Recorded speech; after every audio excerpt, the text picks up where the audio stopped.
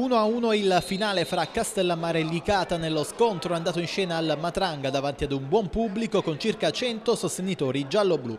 La capolista continua il suo campionato in solitario, guardando tutti dall'alto e con sicurezza, ma nella cittadina del golf ha dovuto sudare le proverbiali 7 camicie per ottenere un punticino, aiutata un po' anche dalla dea bendata. Il Castellammare, privo dell'attacco titolare, partiva subito con grinta e determinazione, andando in rete al primo affondo con Di Giuseppe che con il pallone fra i piedi in aria insacca e mette dentro il suo secondo gol consecutivo in casa. Esplode il Matranga.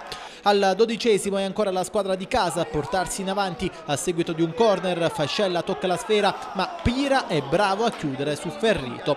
Al 28° errore a metà campo dei ragazzi di Mister Napoli e parte il contropiede del Castellammare. Di Bartolo entra in aria, serve di tacco Fascella che clamorosamente da ottima posizione perde il tempo e si ritrova chiuso da 3 avversari.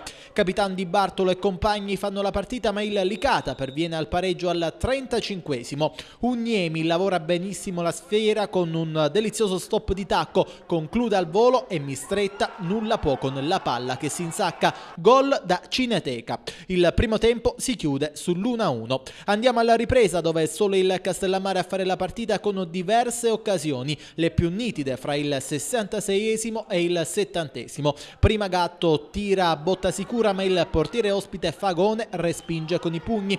Poi è ancora l'estremo difensore a salvare la porta giallo-blu volando su un colpo di testa del Capitan Di Bartolo. La gara termina lì, 1-1 il finale. Sono convinto che il Licata, non perdendo già a Castellammare, ha vinto il campionato, perché come si era messo la partita noi meritavamo di vincere la partita tranquillamente, perché sull'1-1 al secondo tempo abbiamo fatto soltanto noi la partita, il Licata non ha fatto nessun tiro in porta, abbiamo preso un palo o da recriminare ma qualche rigore che secondo me sia al primo tempo che al secondo tempo ci poteva anche stare, però pazienza, devo dare un grazie ai miei giocatori che si sono impegnati, hanno dato l'anima, perché con questo Licata, se non si giocava col cuore e con la grinta, non avremmo fatto sicuramente risultati. E Castellammare c'è, mi fa piacere che i ragazzi ci credono.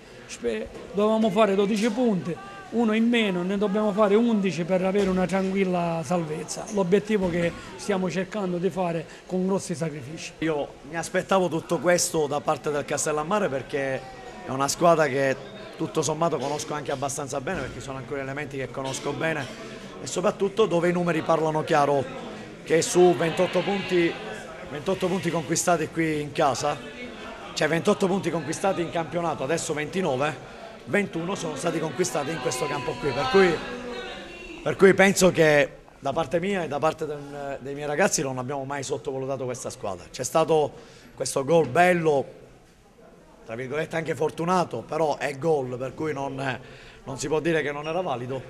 E poi siamo stati a rincorrere dove, ripeto, non deve essere una scusante, però penso che voi che vi allenate tutti i santi giorni in questo campo siete un pochino più abituati e dove da parte magari di qualche mio giocatore c'è stato qualche titubanza anche nella stabilità, però ripeto, ho trovato una squadra per cui faccio i complimenti anche al mister Mione, al presidente Navarra, che è molto tosta, che battagliava su ogni pallone e dove penso che ce la siamo giocati a viso aperto fino alla fine. Poi o il palo, una punizione o una deviazione, quello e quell'altro fa parte del gioco, però penso che poi alla fine un risultato anche giusto per entrambi.